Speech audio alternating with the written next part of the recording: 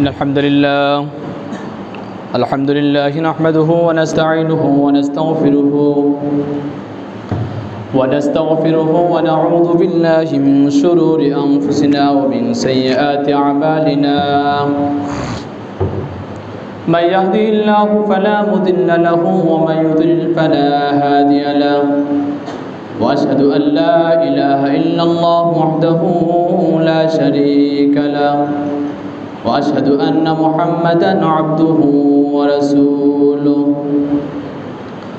أما بعد فإن خير الحديث كتاب الله وخير الهدي هدي محمد صلى الله عليه وسلم وشر الأمور محدثاتها وكل محدثة بدعة وكل بدعة ضلالة وكل ضلالة في النار أما بعد فقد قال الله تعالى في كلامه المجيد وفي فرقانه الحميد أعوذ بالله من الشيطان الرجيم يا أيها الذين آمنوا اتقوا الله ولتنظر نفس ما قدمت لغد واتقوا الله إن الله خبير بما تعملون ولا تكونوا كالذين نسوا الله فأنساهم أنفسهم أولئك هم الفاسقون لا يستوي أصحاب النار وأصحاب الجنة أصحاب الجنة هم الفائزون الحمد لله সমস্ত প্রশংসা ওই আল্লাহ সুবহানাহু ওয়া তাআলার জন্য যিনি আমাদেরকে সালাতুল জুমআতে উপস্থিত হওয়ার তৌফিক দান করেছেন তাই আল্লাহ সুবহানাহু ওয়া তাআলার শুকরিয়ার্থে একবার আলহামদুলিল্লাহ অগণিত দুরূদ ও শান্তির দ্বারা বর্ষিত হোক আখিরি পয়গম্বর বিশ্বনবী মুহাম্মদ সাল্লাল্লাহু আলাইহি ওয়াসাল্লামের উপর যার আগমনে বিশ্ববাসী এক ভিন্ন বার্তার মধ্য দিয়ে সামাজিক অস্থিরতা গোটা বিশ্ববাসী পরিবর্তন এনেছে, যেই মানবতার দিশারি মানুষকে জাহেলিয়াত থেকে মুক্ত করে আলোর দিকে নিয়ে এসেছেন সেই প্রিয় নবী মুহাম্মদ সাল্লাল্লাহু আলাইহি ওয়াসাল্লামের উপর প্রাণ খোলা দরুদ পাঠ করি সাল্লাল্লাহু আলাইহি ওয়াসাল্লাম। সম্মানিত সুধীমণ্ডলী, আমরা আমাদের আজকের খুতবার আলোচ্য বিষয় নির্ধারণ করেছি সামাজিক অস্থিরতা কারণ ও প্রতিকার। সামাজিক অস্থিরতা কারণ ও প্রতিকার সেই শিরোনামে পবিত্র কোরআন ও সহিহ হাদিস থেকে আমরা আমাদের আলোচনাটুকু উপস্থাপন করতে সচেষ্ট থাকব। ওমা তাওফিক ইল্লা বিল্লাহ আলাইহি তাওয়াক্কালতু ইলাইহি উনীব। সামাজিক অস্থিরতা বর্তমান গোটা বিশ্বের মধ্যে একটা প্যান্ডেমিক আকারে ধারণ করছে।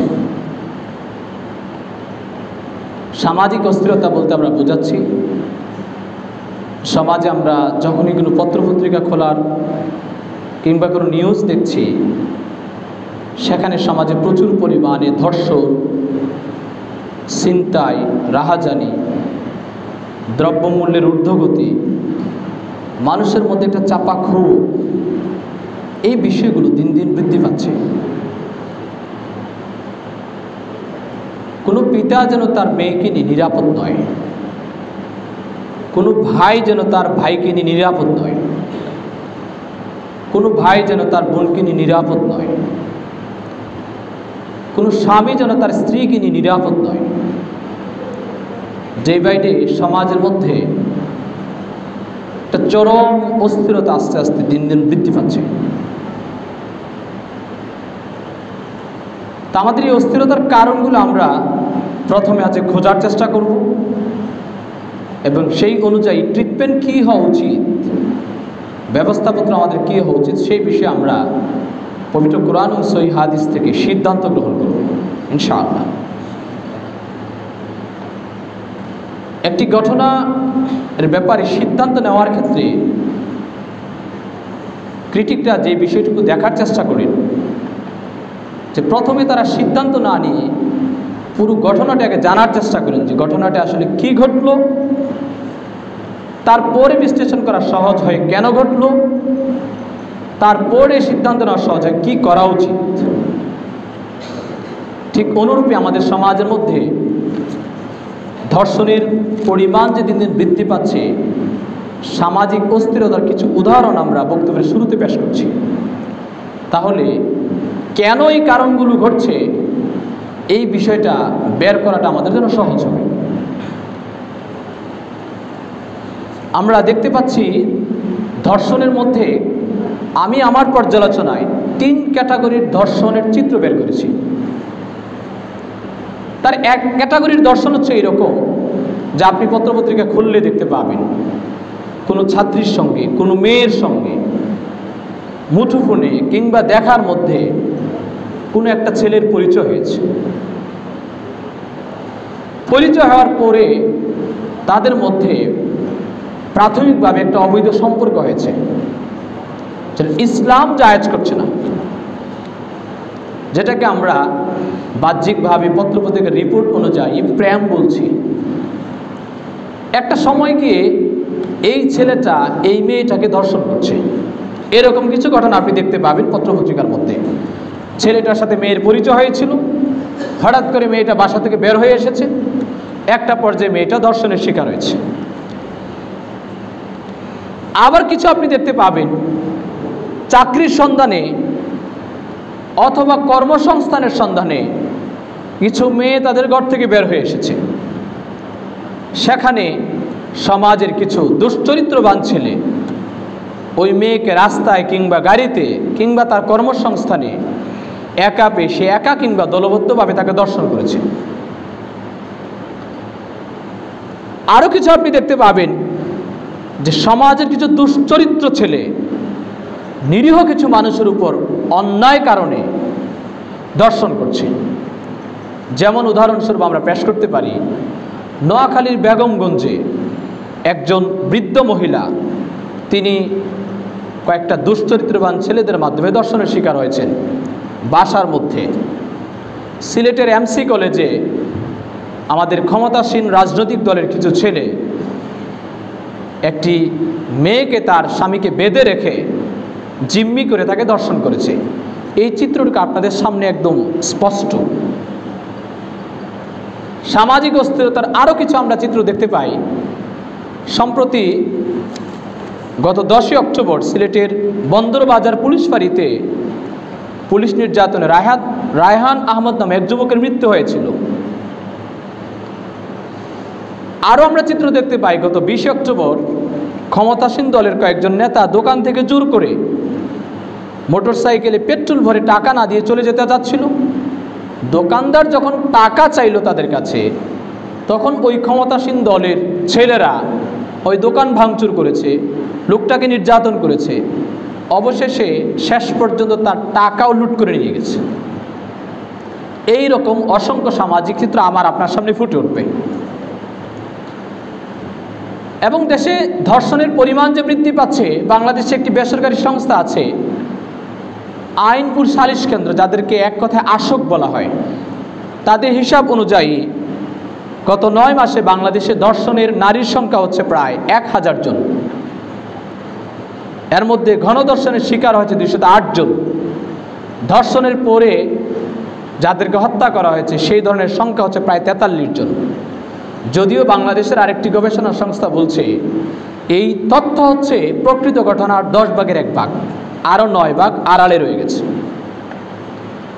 এই যে দিন দিন আমাদের সামাজিক অস্থিরতা বৃদ্ধি পাচ্ছে, তার আসলে কারণ কি? কেন আমাদের মেয়েরা, কেন আমাদের নারীরা ধর্ষণের শিকার হচ্ছে? কেন একজন ক্ষমতাসীন ব্যক্তি যিনি দলের মধ্যে আছেন, যার ছায়ায় সাধারণ মানুষ নিরাপত্তার সাথে বসবাস করবে, যিনি দায়িত্ব পালন করবেন, আল্লাহ সুবহানাহু ওয়া তাআলাকে দায়িত্ব দিয়েছেন, এই দায়িত্বটাকে নিয়ামত মনে করে তিনি মানুষের নিরাপত্তা প্রদান করবেন, ওই রক্ষক কেন ভক্ষক হচ্ছে? একজন প্রশাসনের কর্মকর্তা যার কাছে মানুষ সহযোগিতা পাবে, ওই প্রশাসনের ব্যক্তি কেন সাধারণ মানুষকে জিম্মি করে তাকে প্রয়োজনে অর্থের লোভে মেরে ফেলছে? এই বিষয়গুলোর প্রথম যে আমরা কারণ সেটা আমরা চিহ্নিত করতে পারি। তার এক নম্বর কারণ হচ্ছে আমরা প্রত্যেকের স্তরে ইসলাম থেকে দূরে চলে এসেছি। প্রত্যেকের স্তরে ইসলাম থেকে দূরে চলে এসেছি। যেমন ধর্ষণের শিকার যে হচ্ছে আমাদের নারীরা, তার বড় কারণ হচ্ছে যে আমরা যারা যুবক আছে, আমাদের ব্যক্তিগত জীবনে ইসলাম নেই, আমাদের পরিবারও ইসলাম নেই। যেই সমস্ত নারীরা ধর্ষণের শিকার হচ্ছে তাদের মধ্যেও ইসলাম নেই। আল্লাহ সুবহানাহু ওয়া তাআলা সূরা নূরের 30 এবং 31 নম্বর আয়াতে আল্লাহ বলছেন, কুল লিল মুমিনিনা ইয়াগুদ্দু মিন আবসারিহিম ওয়া ইয়াহফাজু ফুরুজাহুম যালিকা আযকা লাহুম। আল্লাহ সুবহানাহু ওয়া তাআলা সূরা নূরের 30 নম্বর আয়াতে আল্লাহ বলছেন, হে মুহাম্মদ সাল্লাল্লাহু আলাইহি ওয়াসাল্লাম, আপনি মুমিনদেরকে বলে দিন তারা যেন তাদের দৃষ্টিকে অবনত রাখে এবং তারা যেন তাদের লজ্জাস্থানকে হেফাজত করে। তারপরে অংশ আল্লাহ বলছেন, অকুল লিল মুমিনাত ইয়াগযুজনা মিন আবসারিহিন্না ওয়া ইয়াহফাজনা ফুরুজাহুন্না।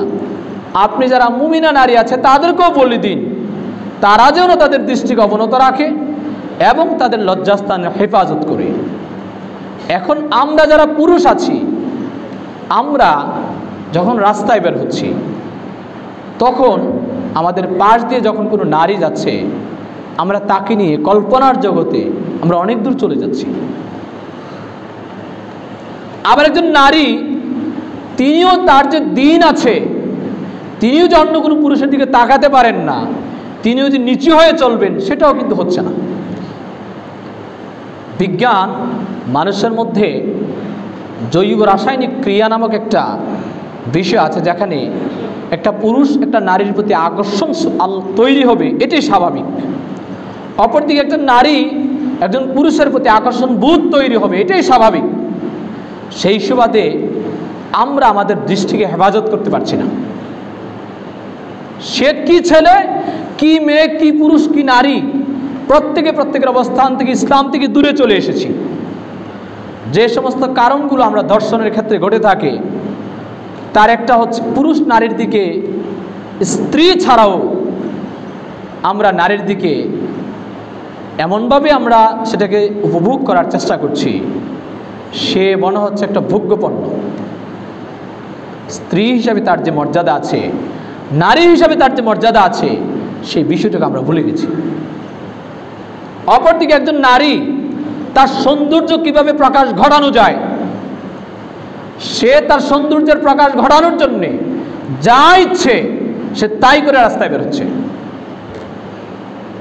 আপনি আমি যতভাবে আইন প্রণয়ন করি না কেন, সে কারণে একটা গবেষণা আসছে এরকম, যে একটা আমের খোসাকে যদি ছোলা অবস্থায় রেখে দেওয়া হয়, তার পাশে যদি 4 থেকে 5 জন গার্ড নিযুক্ত করা হয়, সেখানে আপনি ওই খোলা খোসাটা থেকে মাছিকে কখনো দূর করতে পারবো না। আল্লাহ সুবহানাহু ওয়া তাআলা প্রত্যেকটা নারীকে আকর্ষণীয় বস্তু হিসেবে সৃষ্টি করেছেন। এটা তার একটা সম্মান, তাকে মানুষ মর্যাদা দেবে, তার প্রতি মানুষ আকৃষ্ট হবে, এটা কিন্তু তার সম্মান, এটা তার অসম্মান নয়। দ্বিতীয় নম্বর হচ্ছে এই, আমাদের নারীরা যখন বের হচ্ছে, পুরুষতান্ত্রিক সমাজ কিছু আমরা সমালোচক দেখতে পাই যারা বলছে দেশ এখন পুরুষতান্ত্রিক সমাজে পরিণত হয়ে গেছে। আল্লাহ সুবহানাহু ওয়া তাআলা পুরুষদেরকে পরিচালনা করার জন্য নেতৃত্বের ক্ষমতা আল্লাহ সুবহানাহু ওয়া তাআলা পুরুষদেরকে দিয়েছেন। এটা তার একটা ক্যাপাসিটি, তার একটা গুণ, তার একটা দায়িত্ববোধ। একজন নারী স্বাভাবিকভাবে তার যে কার্যক্ষমতা, একজন পুরুষের কার্যক্ষমতার মধ্যে পার্থক্য আছে। এটাকে আপনি নানানভাবে বিশ্লেষণ করলেও আল্লাহ প্রদত্ত বিধানকে কখনো অস্বীকার করার কোনো সুযোগ নেই। আপনি যত চেষ্টা করি, যত যুক্তি প্রদান করি, যেভাবেই সম্মানিত করার চেষ্টা করি, আল্লাহ তাদেরকে আমাকে আপনাকে যেভাবে সম্মানিত করেছেন, যেই ব্যবস্থাপনায় সম্মানিত হওয়ার পথ দেখিয়েছেন, এই ব্যবস্থাপনা ছাড়া অন্য কোনো পথে যদি সম্মান অর্জন করার জন্য আপনি হাঁটি, সেই পথে অবশ্যই বিপর্যয় সৃষ্টি হবে। দ্বিতীয় নম্বর হচ্ছে ইসলাম, নারীরা যখন বের হবে তখন তাদেরকে পর্দা সহকারে বের হওয়ার জন্য আল্লাহ সুবহানাহু ওয়া তাআলা নির্দেশ দিয়েছেন। আল্লাহ সুবহানাহু ওয়া তাআলা মহাগ্রন্থ আল কোরআনে বলছেন, ওয়ালা ইউবদিনা যিনাতাহুন্না ইল্লা মা যাহারা মিনহা ওয়ালিয়াদরিবনা বিখুমুরিহিন্না আলা জুবুবিহিন্না। আল্লাহ সুবহানাহু ওয়া তাআলা বলছেন যখন নারীরা বের হবে তখন তারা যেন তাদের স্বাভাবিক সৌন্দর্য যেটা আছে সেটা ছাড়া এমন কিছু যেন না করে যেটা প্রকাশ না পায়। স্বাভাবিক যেটা প্রকাশ পায় সেটা পাবে, তার বাইরে যেন তারা নিজেদেরকে সৌন্দর্য করার জন্য, নিজেদেরকে প্রকাশ করার জন্য এমন কোনো কর্মসূচি যেন তারা গ্রহণ না করে। পাশাপাশি তারা যখন বের হবে তাদের বক্ষে তারা যেন কাপড় দিয়ে দেয়। তা আমাদের সমাজে হচ্ছে উল্টোটা। আমরা যদিও 90% মুসলিম রাষ্ট্র আমরা দাবি করছি, যখন ইসলামের উপর কোনো বিষয় আসছে আমরা তখন একসাথে সম্মিলিতভাবে বলার চেষ্টা করছি 90% মুসলিমের রাষ্ট্রে এই কাজগুলো হতে পারে না। কিন্তু 90% মুসলিমের রাষ্ট্রে আমরা মানুষ হিসাবে আমার মেয়েকে বেপরদায় চলার সুযোগ দিতে পারি না, আমার স্ত্রীকে বেপরদায় চলার সুযোগ দিতে পারি না, আমার বোনকে বেপরদায় চলার সুযোগ দিতে পারি না। ইসলাম আমাকে নির্দিষ্ট করে দিয়েছে। পাশাপাশি একজন নারী তার নিজস্ব কর্মসংস্থান হবে, সে যেন নিরাপদের সাথে কাজ করতে পারে। একজন পুরুষ স্বাভাবিকভাবে তার শরীরের অঙ্গভঙ্গি যেরকম করতে করার সুযোগ আছে, যেহেতু আল্লাহ সুবহানাহু ওয়া তাআলা আকর্ষণ করে সৃষ্টি করেছেন সেই কারণে একজন নারী ওইভাবে খোলামেলাভাবে কাজ করতে পারে না।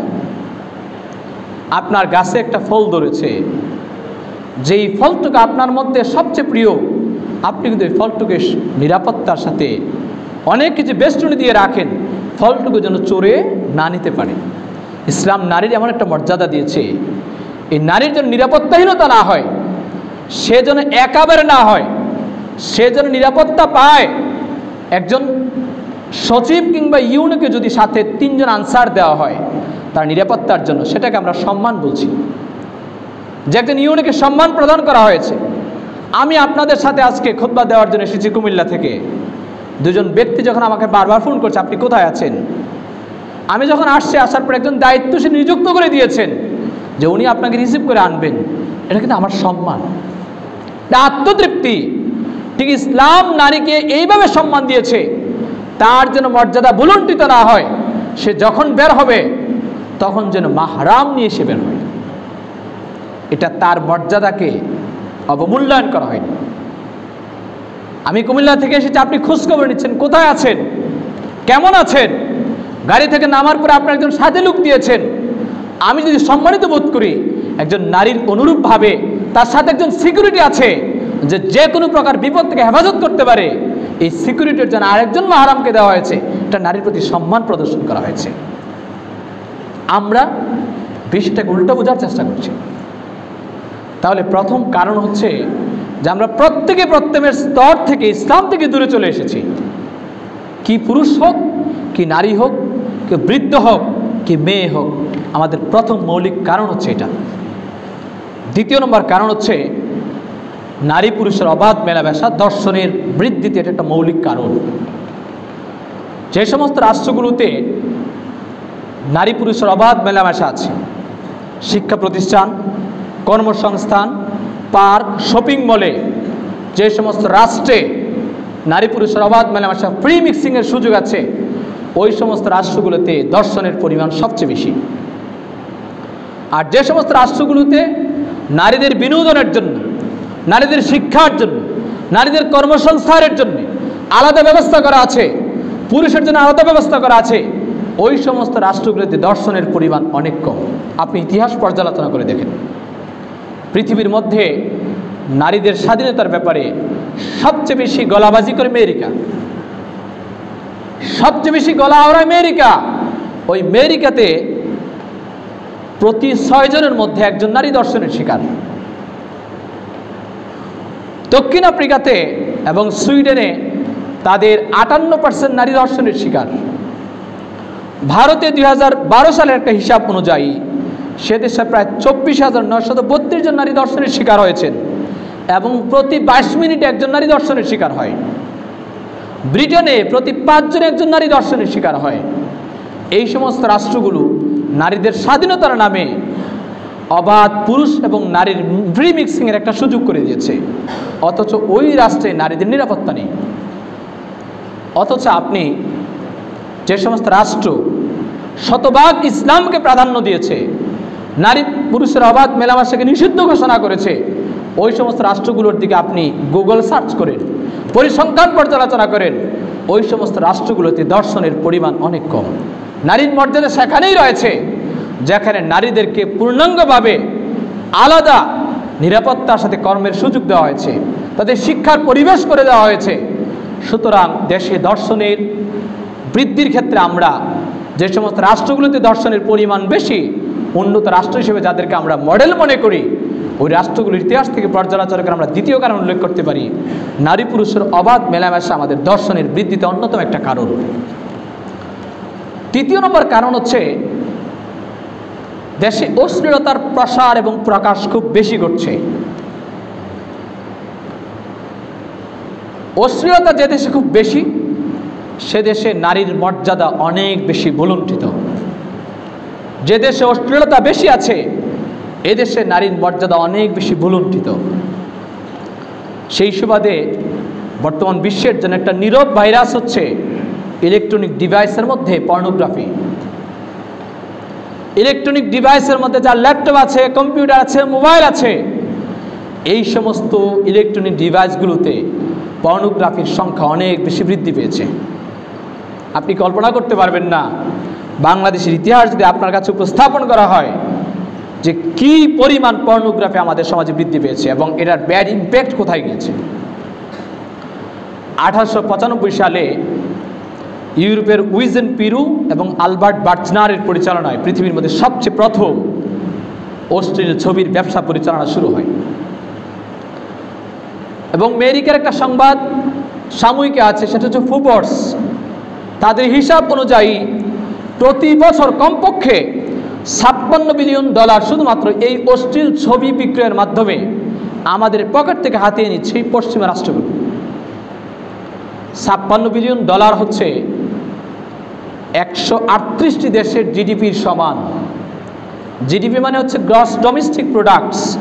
একটা দেশে যে সমস্ত দ্রব্য উৎপাদন হয়, বাংলাদেশে চাল উৎপাদন হয়, ডাল উৎপাদন হয়, আলু উৎপাদন হয়, এই ধরনের দ্রব্য উৎপাদন কিন্তু 138টা দেশ, তাদের দ্রব্যগুলো বিক্রি করলে যতটুকু টাকা হবে, শুধুমাত্র আমি আপনি এমবির মাধ্যমে, ইলেকট্রনিক ডিভাইসের মাধ্যমে এত পরিমাণ টাকা ওই পশ্চিমা রাষ্ট্রগুলোকে আমরা দিয়ে দিচ্ছি। কিন্তু আমরা দিন শেষে মুসলিম হোক, আমরা কিন্তু এটা চাই না কেউ যে পশ্চিমা রাষ্ট্রগুলো ফিলিস্তিন রাষ্ট্রের উপর আক্রমণ করুক। এটা আমরা কেউ চাই না। মুসলিম বিশ্বের উপর পশ্চিমা রাষ্ট্রগুলো যে সমস্তভাবে ছুরি চালাচ্ছে, বাক স্বাধীনতার নামে যেভাবে ইসলামের নিরাপত্তা হুমকির মুখে তারা ফেলে দিচ্ছে, মুসলমানদেরকে নির্যাতন করছে, এই টাকাগুলো আমি আপনি দিচ্ছি, এই টাকাগুলো আমি আপনি দিচ্ছি। ওই যুক্তরাষ্ট্র বা ইউরোপের যে সমস্ত রাষ্ট্রগুলো আছে, তারাই তো ফিলিস্তিনে হামলা চালাচ্ছে, সিরিয়াতে হামলা চালাচ্ছে, মুসলিম রাষ্ট্রগুলো খান খান করছে আমার আপনার অর্থের মাধ্যমে। এই অর্থ এটাই, এই টাকাগুলো সরকারকে কর দিচ্ছে, সেখান থেকে তারা প্রশাসনের যারা আছে সশস্ত্র বাহিনীর জন্য অস্ত্র কিনছে। এইভাবেই কিন্তু মুসলিমদের উপর আমার আপনার পকেট থেকে বুলেট আমি দিচ্ছি, একটা বুলেটের টাকা আমি দিচ্ছি, পর্নোগ্রাফি আমি দেখছি, অন্যদিকে একটা বুলেটের টাকা তাদেরকে দিয়ে দিচ্ছি, যেই বুলেট ওই ফিলিস্তিনের মুসলিমদের উপর ফেলানো হচ্ছে, যেই বুলেট সিরিয়ার মুসলিমদের উপর ফেলানো হচ্ছে। আমি আপনি কান্না কণ্ঠে আল্লাহকে দোয়া করতে পারি, কিন্তু অন্যদিকে আমি কিন্তু তাদেরকে সহযোগিতা করছি। এবং বাংলাদেশে ধর্ষণের পরিমাণ দিন দিন বৃদ্ধি পাচ্ছে, তার বড় একটা কারণ হচ্ছে পর্নোগ্রাফির পরিমাণ অনেক বেশি। কি ছেলে কি মেয়ে প্রত্যেকেই এই মরণ ছবলে আক্রান্ত হয়ে যাচ্ছে। সে কারণে ডক্টর ভিক্টর বিক্লাইন, তিনি হচ্ছে একটা ইউনিভার্সিটির প্রফেসর, তিনি বলছেন যে পর্নোগ্রাফিটা তিনি গবেষণা করেছেন যে একটা রাষ্ট্রে পর্ন আসক্তি, অশ্লীল ছবির প্রতি আসক্তিটাকে তিনি 4 ভাগে ভাগ করেছেন। তার একটা হচ্ছে এডিকশন, আরেকটা হচ্ছে এসক্লেশন, আরেকটা হচ্ছে ডিসেন্সিটাইজেশন, আরেকটা হচ্ছে অ্যাক্টিং আউট। প্রথমত হচ্ছে এডিকশন বা আসক্তি। পর্নোগ্রাফির প্রতি আসক্তি হলে কি হবে তার একটা তিনি ব্যাখ্যা প্রদান করেছেন। দ্বিতীয় নম্বর হচ্ছে এসকেলেশন, আসক্তির ক্রমবর্ধনতা যখন বৃদ্ধি পাবে তখন দেশের অবস্থা কি হবে তিনি পর্যালোচনা করেছেন।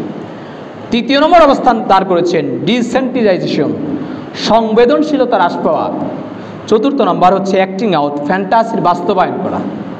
সেই সুবাদে তিনি তার গবেষণায় দেখিয়েছেন 2010 পর্যন্ত বাংলাদেশ পর্নোগ্রাফির ক্ষেত্রে প্রথম স্তরটুকু অতিক্রম করেছে। মানে 2010 পর্যন্ত মানুষ, আমাদের যারা ইয়াং জেনারেশন ছিল, তারা সিনেমা হলে অশ্লীল ছবির প্রতি একটা আসক্তি কাজ করত। অ্যান্ড্রয়েড সেট পেলেই আমাদের মধ্যে ওই দিকে ধাবিত হওয়ার একটা প্রবণতা ছিল। তিনি তার গবেষণায় প্রকাশ করছেন 2010 থেকে 2014 পর্যন্ত হচ্ছে অ্যাসকেলেশন, আসক্তি দিন দিন বৃদ্ধি পেয়েছে। 3 নম্বর হচ্ছে 2014 থেকে 2019 পর্যন্ত হচ্ছে 3য় পর্যায়ে সংবেদনশীলতা হ্রাস পেয়েছে। নারীর প্রতি যে সম্মান, নারীকে মা হিসাবে দেখা, নারীকে বোন হিসাবে দেখা, নারীকে স্ত্রী হিসাবে দেখা, এই বিষয়টাকে বাদ দিয়ে নারীকে ভোগ্যপণ্য হিসেবে আমাদের চিন্তা চেতনা আমরা লালন করার চেষ্টা হচ্ছে। 4 নম্বর হচ্ছে অ্যাক্টিং আউট, ফ্যান্টাসির বাস্তবায়ন। যখন তরুণরা অনেক বেশি পর্নোগ্রাফি দেখবে তখন তার মধ্যে নারীকে ভোগ্যপণ্য হিসাবে সে মনে করবে এবং সেটা কীভাবে বাস্তবায়ন করা যায়, সে তার সহকর্মীকে দর্শন করবে, সে তার বোনকে দর্শন করবে, সে দলবদ্ধ দর্শন দেখতে দেখতে একটা পর্যায়ে তার স্ত্রীকে অন্য মানুষের কাছে সে কিছুটা মনেই করবে না। দেশে এই পরিমাণ দিন দিন বৃদ্ধি পাচ্ছে এবং সেই ক্ষেত্রে বর্তমান বাংলাদেশে পর্ণাসক্তির সংখ্যা প্রায় 1 কোটি ছেলে মেয়ে আছে যারা পর্ণাসক্তিতে তারা আবদ্ধ হয়ে গেছে। তারা আপনার ভাই, আমার আপনার বোন, আমার আপনার ছেলে, ওরাই কিন্তু রাতের আধারে আপনি যে সুন্দর একটা অ্যান্ড্রয়েড সেট দিয়েছেন, স্মার্টফোন দিয়েছেন, এই স্মার্টফোনটুকু তার ঘরের মধ্যে দরজা তালা লাগিয়ে সে পর্ন দেখছে। আমি ভাবছি আমার ছেলেটা খুব ভদ্র আছে। ওই ছেলেটাই কয়েকদিন পরে একটা মেয়েকে নিয়ে বের হয়ে যাচ্ছে, ওই আমার মেয়েটাই আর একটা ছেলের হাত ধরে চলে যাচ্ছে, সে তার কল্পনার জগতে সে বসবাস করতেছে। এটার বড় একটা কারণ হচ্ছে আমাদের সন্তানদের ইলেকট্রনিক ডিভাইসগুলোকে আমরা যেন তারা রাফ ইউজ না করে প্রপার ইউজের ব্যাপারে আমরা কিন্তু তাদেরকে কোনো দাস দিই না। ছেলে চাইছে একটা স্মার্টফোন, কি করবে? যদি স্মার্টফোন না দেওয়া হয় খাবার বন্ধ করে দিবে, ঘরে ভাঙচুর করবে। কিন্তু আমাদের ছেলেটার সাথে আমরাও কিন্তু রিয়েক্ট করার চেষ্টা করছি, তার মনটাকে বুঝে তাকে কিভাবে আমার ট্রিটমেন্ট দেওয়া প্রয়োজন সেই বিষয়টুকু আমরা করছি না। ছেলের আবদার রক্ষা করতে হবে। আপনি কিন্তু ছেলেকে খুব সুন্দরভাবে, আমার ছেলে 8ম শ্রেণীতে GPA 5 পেয়েছে, খুশি স্বরূপ আমার ছেলেকে একটা ল্যাপটপ দিয়ে দিয়েছি। কিন্তু ল্যাপটপ দেওয়ার সময় ল্যাপটপের যে ব্যবহার করার নিয়ম, এটাকে ব্যবহার করতে হয় কিভাবে, এটার যে নৈতিক একটা ব্যবহার আছে, সেই বিষয়টুকু কোনো পরিবার আমার মনে হয় আমরা শিক্ষা দিই না। ফলশ্রুতিতে এই ছেলে মেয়েরাই ধ্বংসের দিকে ধাবিত হচ্ছে। যদিও বাংলাদেশ সরকার ইতিমধ্যে অনেকগুলো পর্ন সাইট বন্ধ করার চেষ্টা করেছে, এটা অবশ্যই ইতিবাচক দিক। তবে মানুষ হিসাবে যদি আমরা সচেতন না হই, কখনোই সরকারের মাধ্যমে পর্নোগ্রাফি বন্ধ করা সম্ভব নয়। মানুষ হিসাবে আমরা নিজেরা সচেতন না হই। একটা কথা আছে প্রবাদের মধ্যে, যেখানে আইন আছে সেখানে ফাঁকফোকর আছে। নিষিদ্ধ বিষয়ের প্রতি মানুষের আকৃষ্টতা এমনি বেশি থাকে। আপনি বিষয়গুলোকে যদি আমার অন্তরের মধ্যে লালন তৈরি না করি, চেষ্টা না করি, আইন প্রণয়ন করে কখনো কোনো নিষিদ্ধ কাজকে বন্ধ রাখা কখনোই সম্ভব নয়। যদি আমার অন্তরে তাকওয়া সৃষ্টি না হয়, ভীতি তৈরি না হয়, এটার ইম্প্যাক্ট যদি না জানা থাকে, ওই কাজের পজিটিভ সাইড যদি আমার না জানা থাকে, আমি কখনোই ওই কাজের প্রতি ধাবিত হব না। কোনো মানুষকে পিটিয়ে হেদায়েত করা যায় না। আপনার মধ্যে যদি জুমার গুরুত্ব না থাকতো আপনি আসতেন না আজকে। আইন প্রণয়ন করে আপনাকে আনা যেত, তবে আপনার অন্তর ওই কাজের দিকে থাকতো যেই কাজের দিকে আপনার অন্তর নিবিষ্ট হয়ে আছে। তাহলে অন্তরকে সংশোধন করাটা আমাদের প্রত্যেকের দায়িত্ব। গভর্নমেন্ট কি করছে না করছে, অবশ্যই গভর্নমেন্টের করার প্রয়োজন আছে, তবে পিতা হিসেবে আপনার সন্তানের প্রতি আপনার নিজস্ব কিছু দায়িত্ববোধ আছে। বড় ভাই হিসেবে ছোট ভাইয়ের প্রতি আপনার কিছু দায়িত্ববোধ আছে। ওই দায়িত্ব থেকে হলেও আমরা এই কাজগুলো করার চেষ্টা করছি না। সে কারণে রাসূল সাল্লাল্লাহু আলাইহি ওয়াসাল্লাম একটা হাদিস ইরশাদ করেছেন, যে দেশে অশ্লীলতা বৃদ্ধি পাবে ও দেশে আল্লাহ সুবহানাহু ওয়া তাআলা এমন মহামারী প্রদান করবেন যেটা পূর্বে কোনোদিন ছিল না। আপনি পৃথিবীর কোনো রাষ্ট্রের দিকে তাকালে আপনি দেখতে পাবেন প্রত্যেকটা রাষ্ট্রেই অশ্লীলতাকে আমরা একটা মডেল হিসেবে মনে করছি। অশ্লীলতা হচ্ছে একটা কাজকে সৌন্দর্য করার মাধ্যম হিসেবে আমরা বিবেচনা করে নিয়েছি। কি খেলাধুলা থেকে শুরু করে সকল বিষয়গুলো যেখানে অশ্লীলতা বেশি আছে আমরা মনে করছি এটাই মনে সবচেয়ে বেশি সুন্দর, এটাই মনে সবচেয়ে বেশি উপভোগ্য, যেখানে নারীকে পণ্য হিসেবে উপস্থাপন করা হয়েছে। সামাজিক অস্থিরতার তৃতীয় একটা কারণ হচ্ছে মাদকের ব্যবহার। যেখানে মাদকের ব্যবহার খুব বেশি হবে ওই মানুষের চিন্তা চেতনা লোপ পেয়ে যাবে। যেই সমাজে মাদকের ব্যবহার বেশি হবে ওই সমাজের মানুষের ব্রেইনগুলো ধ্বংস হয়ে যাবে। আমরা এতটা বিবেকহীন হয়ে গেছি যারা আমরা মাদক গ্রহণ করছি, মাদক গ্রহণ করার আগেই আমরা জানছি আমাদের যে সিগারেটের প্যাকেট আছে ওই প্যাকেটে লেখা থাকে ধূমপান স্বাস্থ্যের জন্য ক্ষতিকর, ধূমপান মৃত্যু ঘটায়, ধূমপান ফুসফুসে ক্যান্সার ঘটায়। এই সমস্ত বার্তাগুলো গভর্নমেন্ট দিয়ে এটার প্রতি আমাদের নিরুৎসাহিত করার চেষ্টা করছে, কিন্তু আমরা এতটা বিবেকহীন হয়ে গেছি এই লেখা দেখার পরেও আমি হয়তো মাস্টার ডিগ্রি পাস করা, পিএইচডি করা, এই লেখা দেখার পরেও কিন্তু আমি সিগারেট খাচ্ছি। আবার ডাক্তারের চেম্বারে বসে ওই ব্যক্তিরাই কিন্তু স্বাস্থ্য সচেতনতার ব্যাপারে আমরা উৎসাহিত করছি, আপনি স্বাস্থ্যের ব্যাপারে খুব সচেতন থাকবেন। সে কারণে একজন ব্যক্তি একদিন গল্প করেছিলেন, একজন ডাক্তারের চেম্বারে লেখা আছে এখানে ধূমপান করা যাবে না। তো ডাক্তার সাহেব নিজেই ধূমপান করছেন, পেশেন্ট কৌতূহলবশত বলছেন লেখা তো আছে ধূমপান করা যাবে না।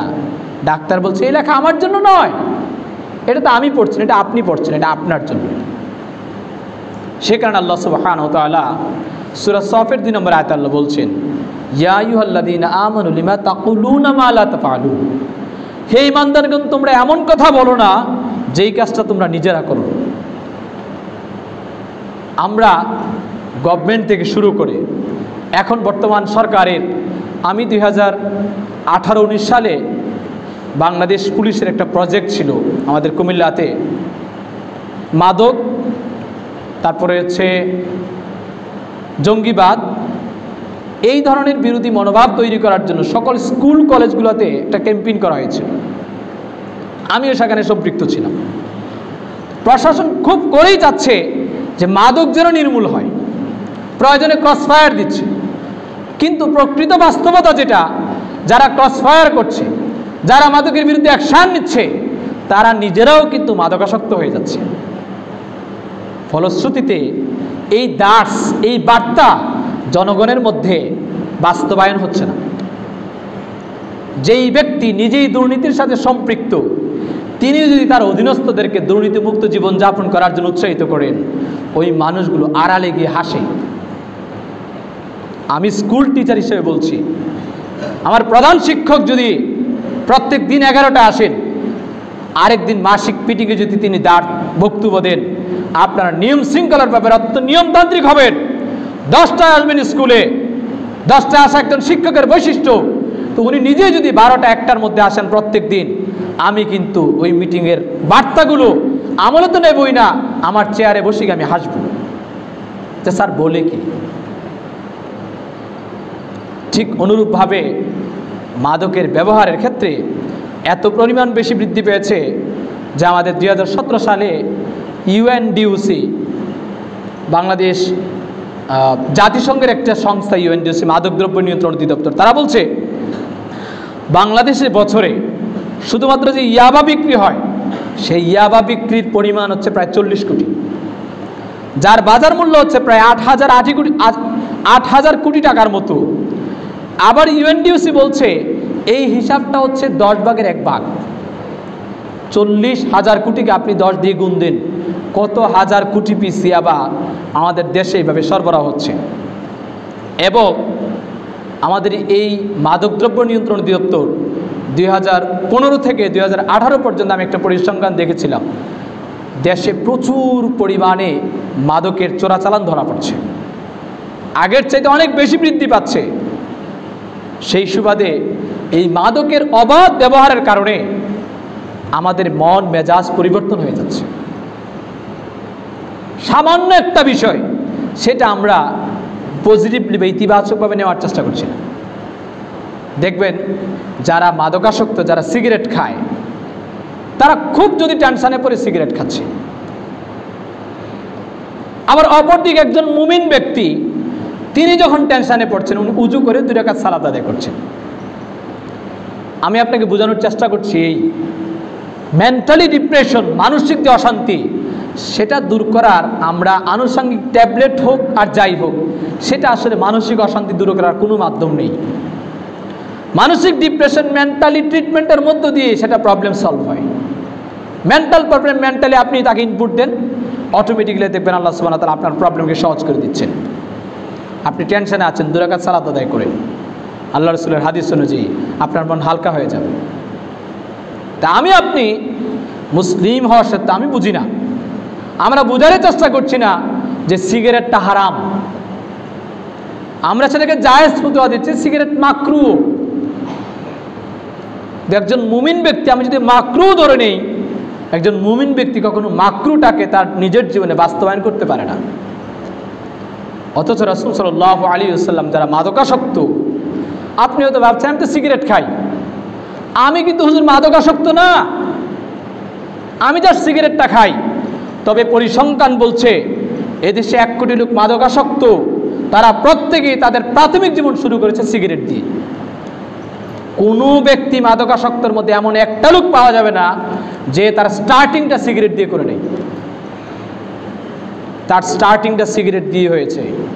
আপনি যদি সিগারেটকে মাকরুহ মনে করেন, আপনার কথাকে অনুযায়ী বলছি, আপনি ইনশাল্লাহ ডে বাই ডে ইয়াবার দিকে ধাবিত হবেন।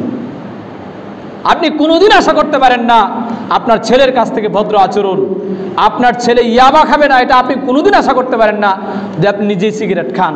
আপনার ছেলে কিন্তু আপনি বলছেন, বাবা 1 প্যাকেট গোল্ড লিফ নিয়ে আসো তো। ও মাঝে মধ্যে দেখবেন আপনার অগোচরে ও একটু টেস্ট করার চেষ্টা করছে, আপনার অগোচরে করছে। পিতা হিসাবে আপনি কিন্তু সেটা একবারের জন্য ভাবছেন না। আপনার রুমে ঢুকলেই আপনার ছেলে ধূমপানের গন্ধ পাচ্ছে, ওই ছেলের রুমে যখন আপনি 5 বছর পরে ঢুকবেন, ওই ছেলের রুমে আপনি মদের গন্ধ পাবেন।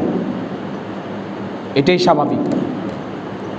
কারণ আমার পিতাকে যদি আমি দেখি অল্প শিক্ষিত, আমার পিতা চায় সন্তান হিসেবে আমি যেন একটু বেশি শিক্ষিত হই। আমার নিজের মধ্যেও চেষ্টা থাকে আমার বাবা যতটুকু সম্মানিত, তার চেয়ে বেশি সম্মানিত যেন আমি হই। বাবার যা আছে তার চাইতে বেশি কিছু করার চেষ্টা প্রত্যেকটা সন্তান চেষ্টা করে, এটাই স্বাভাবিক। তা আমি আপনি এই কাজগুলোকে ঠুনকো মনে করছি। রাসূল সাল্লাল্লাহু আলাইহি ওয়াসাল্লাম বলছেন, মাদকের সংজ্ঞাও যদি আপনি দেন, সিগারেটটা মাদকের অন্তর্ভুক্ত। যাহা মানুষের মস্তিষ্কের বিকৃতি ঘটায় সেটাই কিন্তু মাদক। তো সিগারেট স্বাস্থ্যের জন্য উপকারী এমন কোনো বার্তা কোনোদিন আমার মনে হয় কোনো পাগলও দিয়েছে কিনা আমার জানা নেই। যে সিগারেট স্বাস্থ্যের জন্য উপকারী এই কথা কেউ বলেনি। সিগারেট স্বাস্থ্যের জন্য ক্ষতিকর। ব্যক্তিগতভাবে আপনাকে পার্সোনালি আক্রমণ করার জন্য এই কথাগুলো বলছি না, আপনি আমাকে ভুল বুঝিয়েন না। আপনাকে আন্তরিকভাবে এর গুরুত্ব বোঝানোর চেষ্টা করছি। আমি আপনি খামখেয়ালি করে, সামান্য পাপ মনে করে বিশাল একটা ধ্বংসের দিকে নিজের স্বাস্থ্যকে ফেলে দিচ্ছি, নিজের সন্তানদেরকে মাদকাসক্তের দিকে ঠেলে দিচ্ছি। এটার প্রাথমিক স্টার্টিংটা আমি নিজেই শুরু করেছি। এই বিষয়টাকে আপনাকে বোঝানোর চেষ্টা করছি। যেই পিতা মাদকাসক্ত, যেই পিতা সিগারেট বা ধূমপানে আসক্ত, আমার দৃঢ় বিশ্বাস কোনো পিতা চায় না তার সন্তানও ধূমপান করুক, তার সন্তান ধূমপান করুক। এমন পিতা যদি থাকে, আমি মনে করতাম যে কাজটা ভালো কাজ, কিন্তু কোনো পিতা পৃথিবীর কোনো বড় ভাই এমনটা আশা করে না। আমি যেহেতু আজকে 2টা সিগারেট খেয়েছি, আলহামদুলিল্লাহ আমার ছেলে 3টা সিগারেট খাবে, আমার ভাই 5টা সিগারেট খাবে ডেইলি, এটা কোনো ভাই কোনোদিন আশা করে না। তাহলে এই কাজটুকু কিভাবে ভালো, কিভাবে স্বাস্থ্যের জন্য ভালো, এটা আপনি একটু বিবেচনা করেন। আমার আপনার জন্য রাসূল সাল্লাল্লাহু আলাইহি ওয়াসাল্লাম বলছেন যে কাল কিয়ামতের মাঠে আল্লাহ সুবহানাহু ওয়া তাআলা যারা মাদকাসক্ত তাদের জন্য জাহান্নামীদের পুষ পান করতে দিবেন, তাদের জন্য জাহান্নামীদের পুষ পান করতে দিবেন। এই বিষয়টা আমার আপনার জন্য কতটা লজ্জাজনক। ওই কিয়ামতের ভয়াবহ দিনে আমাদের অবস্থা এমনিতেই কি হবে। আর সেই দিনে আল্লাহ সুবহানাহু ওয়া তাআলা আমাদেরকে যারা মাদকাসক্ত মস্তিষ্কের বিকৃতি করছে ওই কাজগুলোর জন্য শাস্তি তো আছেই, জাহান্নামে পানীয় হিসাবে ওই জাহান্নামী যারা ব্যক্তি আছে তাদের শরীরের পুষ আপনাকে খেতে দেওয়া হবে। চতুর্থ নম্বর আমাদের সামাজিক অস্থিরতার কারণ হচ্ছে ত্রুটিপূর্ণ বিচার ব্যবস্থা। ত্রুটিপূর্ণ বিচার ব্যবস্থা এটা একটা বড় কারণ। ত্রুটিপূর্ণ বিচার ব্যবস্থা সময় সংক্ষিপ্ত, তার একটা হচ্ছে যে সমস্ত রাষ্ট্রে ইসলামী বিচার ব্যবস্থা আছে ওই সমস্ত রাষ্ট্রে অপরাধের পরিমাণ কম। যেই সমস্ত রাষ্ট্রে ইসলামী বিচার ব্যবস্থা নেই, ইসলাম যা দিয়েছে, ইসলাম মানে কিন্তু আমরা আবার ইসলামটাকে রাজনৈতিক ধর্ম হিসেবে উপস্থাপন করার চেষ্টা করছি। ইসলাম কিন্তু একটা কমপ্লিট কোড অফ লাইফ। এটার মধ্যে রাজনীতি আছে, অর্থনীতি আছে, পরিবার নীতি আছে, সমাজনীতি আছে। আমি যদি মনে করি যে রাজনীতির মধ্যে ধর্ম ঢুকবে না, এটাও কিন্তু একটা চরমপন্থা। অপরদিকে রাজনীতি ধর্ম এই চিন্তাও যদি করি সেটাও কিন্তু চরমপন্থা। দুইটা অবস্থা থেকে ইসলামকে কমপ্লিট কোড অফ লাইফ হিসাবে মনে করতে হবে। ইসলাম একটা পরিপূর্ণ জীবন ব্যবস্থা। এটা আমাদের পরিবার নীতি আছে, সমাজনীতি আছে, রাষ্ট্রনীতি আছে, বৈদেশিক নীতি আছে, সব কিছু ইসলামের মধ্যে আছে। এই বিষয়টুকু আমরা দুইটা সাইড হওয়ার কারণে ইসলামের প্রকৃত রূপটুকু আমরা দেখার চেষ্টা করছি। মামলায় ধীরগতি এটা একটা আমাদের বিচার ব্যবস্থার ত্রুটি। মামলায় যে ধীরগতি আছে তার একটা পরিসংখ্যান আপনাকে দিই। 8 ডিসেম্বর 2019 সালে বিবিসি একটা পরিসংখ্যান প্রকাশ করেছে বাংলাদেশের বিচার ব্যবস্থা যে ধীরগতি, সেখানে হিসাব অনুযায়ী বর্তমানে বাংলাদেশে মামলার সংখ্যা ঝুলে আছে প্রায় 31 লাখ মামলা। মানে এটার কোনো কুল কিনারা হয়নি। 31 লাখ মামলা ঝুলে আছে, এখনো কোনো ফায়সালা হয়নি।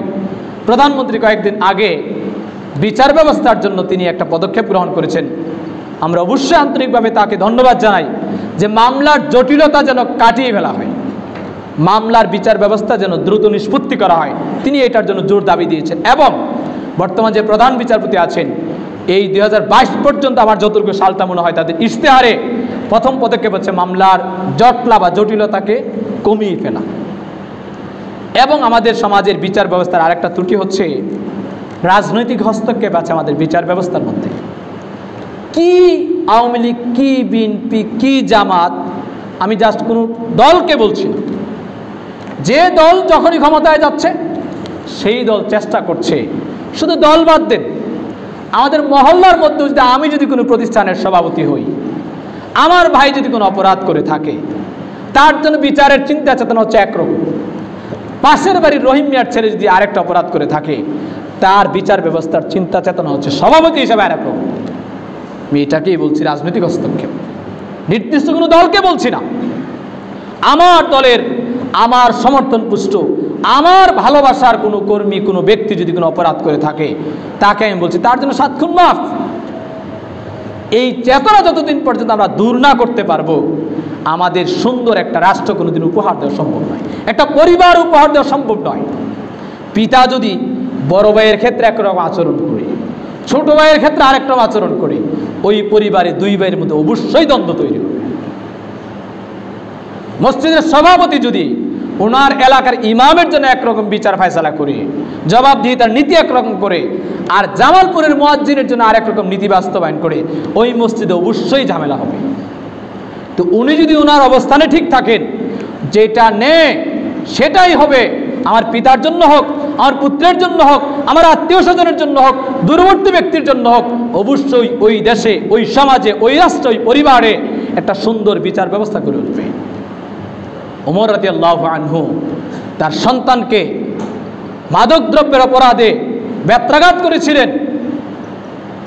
নিজের সন্তান, আমরা তো নিজের দলের স্বাভাবিকভাবে যদি পরিচয় হয়, যদি ওই লোকটা অযোগ্য হয় তাকে আমরা চাকরি দেওয়ার চেষ্টা করি, আর যদি লোকটা যোগ্য হয় সে যদি আমাকে ভালো না বাসে কিন্তু লোকটা যোগ্য, তাকে আমরা নিয়োগ দেওয়ার চেষ্টা করছি না। সামাজিক অস্থিরতার বড় একটা কারণ।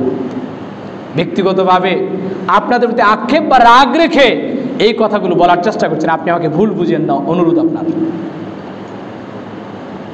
সুতরাং সেই ক্ষেত্রে আমাদের যা করতে হবে, আরেকটা কারণ হচ্ছে আমাদের সামাজিক অস্থিরতার, সেটা হচ্ছে আমরা দুনিয়াকে স্থায়ী মনে করছি। দুনিয়াই সব, দুনিয়াই একমাত্র বিষয়। এই বিষয়টা আমাদের মধ্যে যখন কাজ করবে, তখন আমাদের মধ্যে সত্য মিথ্যার প্রভেদ করার যে জ্ঞান আছে, ওই বিবেকটুকু লোপ পাবে। সমাজের যারা ঊর্ধ্বতন কর্মকর্তা থাকে একটা প্রতিষ্ঠানের, তিনি দেখবেন যে আরেকটা গার্মেন্টস আছে, আরেকটা গার্মেন্টস কীভাবে তৈরি করা যায় তার একটা চিন্তা চেতনা আছে। একজন বাড়ির একটা ফ্ল্যাট আছে, আরেকটা ফ্ল্যাট কীভাবে করা যায় ওই চিন্তা চেতনা তার মধ্যে কাজ করে। ফলশ্রুতিতে ওই প্ল্যানকে বাস্তবায়ন করার জন্যে আমরা ন্যায় অন্যায় আমার দেখার বিষয় নয়, দেখার বিষয় হচ্ছে আরেকটা ফ্ল্যাট কীভাবে কিনা যাবে, আরেকটা ইন্ডাস্ট্রি কীভাবে করা যাবে। একটা ইন্ডাস্ট্রি আছে, প্রয়োজনে শ্রমিককে ঠকিয়ে হলো আমার ওই জায়গায় আরেকটা ইন্ডাস্ট্রি করতে হবে, ওই জায়গায় একটা জমি কিনতে হবে।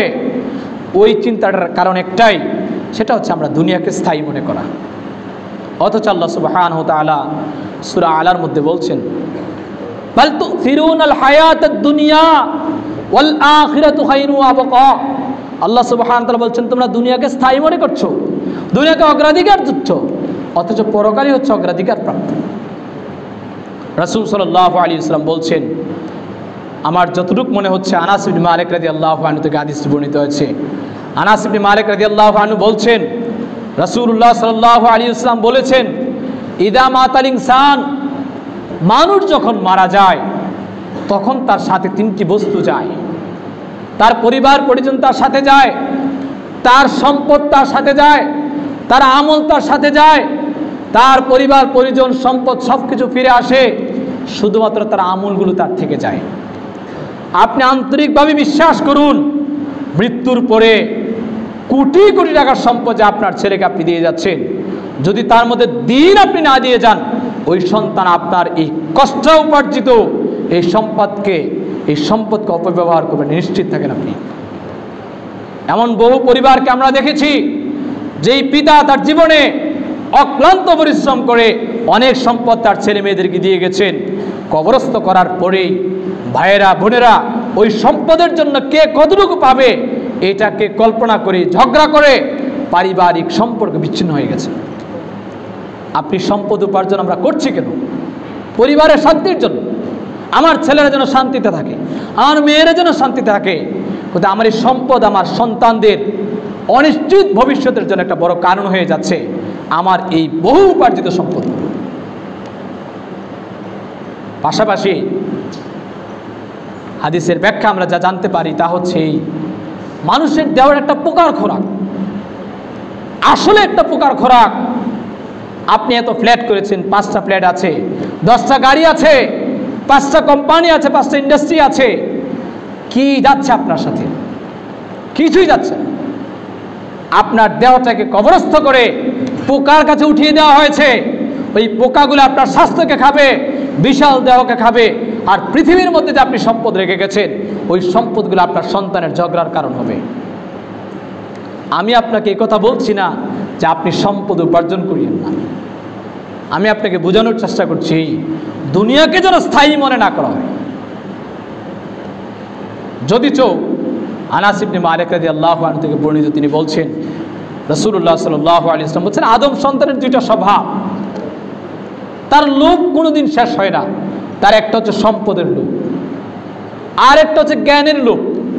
যারা জ্ঞানী তার লোভ থাকে আরও কিভাবে জ্ঞান অর্জন করা যায়।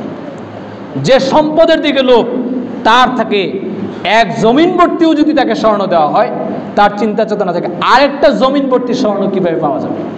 এক পেয়ালা যদি স্বর্ণ দেওয়া হয়, তার চিন্তা চেতনা কাজ করে আরেক পেয়ালা স্বর্ণ কিভাবে পাওয়া যাবে। এটা সাইকোলজি। সেই সুবাদে আমি আপনি যেন দুনিয়াটাকে স্থায়ী মনে না করি।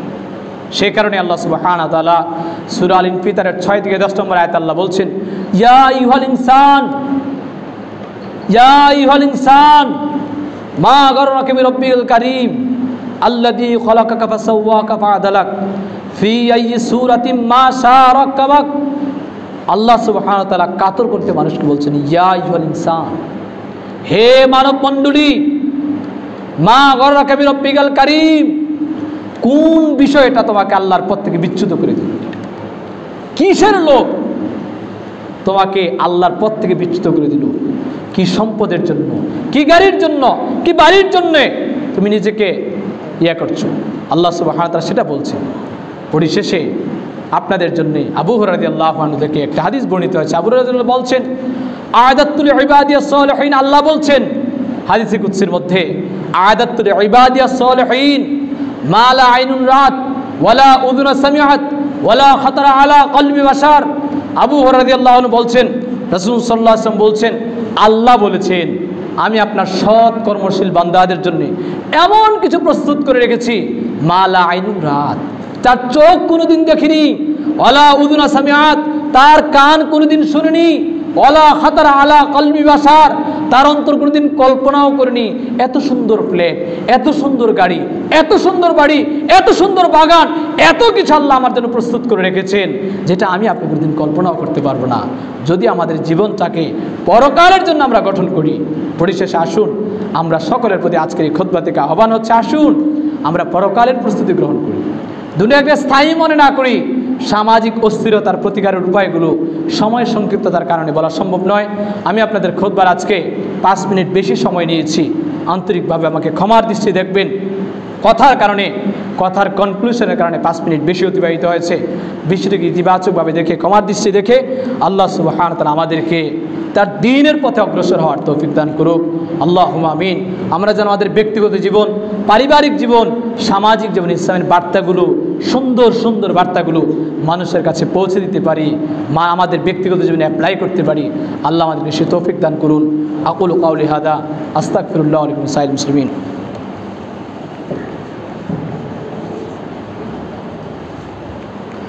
ইন্নাল হামদুলিল্লাহ نحمده ونستعينه ونستغفره ونؤمن به ونتوكل عليه ونعوذ بالله من شرور أنفسنا ومن سيئات أعمالنا من يهده الله فلا مضل له ومن يضلل فلا هادي له وأشهد أن لا إله إلا الله وحده لا شريك له وأشهد أن محمدا عبده ورسوله إن الله وملائكته يصلون على النبي يا أيها الذين آمنوا صلوا عليه وسلموا تسليما اللهم صل على محمد وعلى آل محمد كما صليت على إبراهيم وعلى آل إبراهيم إنك حميد مجيد اللهم بارك على محمد وعلى آل محمد كما باركت على إبراهيم وعلى آل إبراهيم إنك حميد مجيد ربنا ظلمنا أنفسنا وإن لم تغفر لنا وترحمنا لنكونن من الخاسرين ربنا آتنا في الدنيا حسنة وفي الآخرة حسنة وقنا عذاب النار ربنا اغفر لنا ذنوبنا وكفر عنا سيئاتنا وتوفنا مع الأبرار আল্লাহ আমাদের মধ্যে যারা অসুস্থ আছে তুমি তাদেরকে সুস্থতা দান করে দাও। আল্লাহ আমাদের সমাজকে সুন্দরভাবে সাজানোর তৌফিক দান করে দাও। আল্লাহ আমাদের ব্যক্তিগত জীবনে তাকওয়াশীল হওয়ার তৌফিক তুমি দান করে দাও। আল্লাহ আমাদেরকে সচ্চরিত্রবান হওয়ার তৌফিক দান করে দাও। আল্লাহ আমাদের মা বোনদের মধ্যে দ্বীনি জাজবা তৈরি হওয়ার তৌফিক দান করে দাও। আল্লাহ সুবহানাহু ওয়া তাআলা আমাদের সকলের পিতামাতাকে, যাদের পিতামাতা জীবিত আছে তাদের খেদমত করার তৌফিক দান করে দাও। যাদের পিতামাতা মরে গেছে আমাদের কর্মকাণ্ডের উসিলা তাদেরকে আল্লাহ সুবহানাহু ওয়া তাআলা জান্নাত প্রদান করে থাকেন। আমরা আল্লাহুম্মা আমিন। ربنا اغفر لنا ذنوبنا وكفر عنا سيئاتنا وتوفنا مع الأبرار رب ارحمهما كما ربياني صغيرا رب ارحمهما كما ربياني صغيرا سبحان ربك رب العزة عما يصفون والسلام على المرسلين الحمد لله رب العالمين.